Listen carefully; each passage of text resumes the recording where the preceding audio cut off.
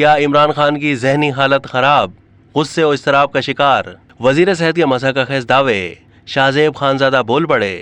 میزبان شاہ زیب خانزادہ نے اپنے تجزیے میں کہا ہے کہ 3 ڈاکٹرز نے وزیر صحت عبدالقادر پٹیل کے الزامات کو مضحکہ خیز قرار دے دیا۔ جو دعوے وزیر صحت کر رہے ہیں وہ اس رپورٹ میں کہیں نظر نہیں آ رہے۔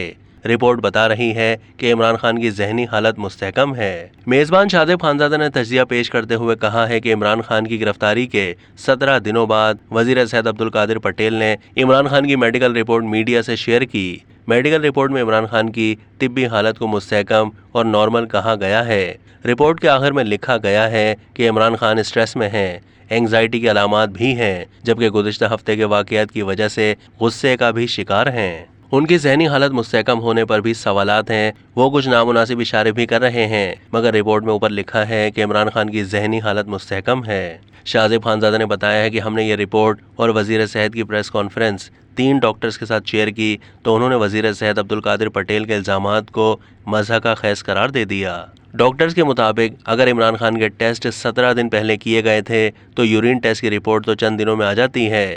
یہ بات سمجھ سے باہر ہے کہ وزیر صحت 17 دن بعد بھی یہ دعویٰ کیسے کر رہے ہیں کہ ابھی ابتدائی نتائج آئے ہیں اور حتمی رائے کے لیے مزید رپورٹ کا انتظار ہے۔ ڈاکٹرز نے یہ بھی کہا ہے کہ جو دعوے وزیر صحت کر رہے ہیں وہ اس رپورٹ میں کہیں نظر نہیں آ رہے۔ رپورٹ بتا رہی ہے کہ عمران خان کی ذہنی حالت مستحکم ہے۔ آخر میں ڈاکٹرز کی جو رائے بتائی گئی ہے کہ گرفتاری کے بعد غصہ اور اینگزائٹی ان کی ذہنی حالت پر کوئی سوال نہیں اٹھاتا، یہ بات نارمل ہے۔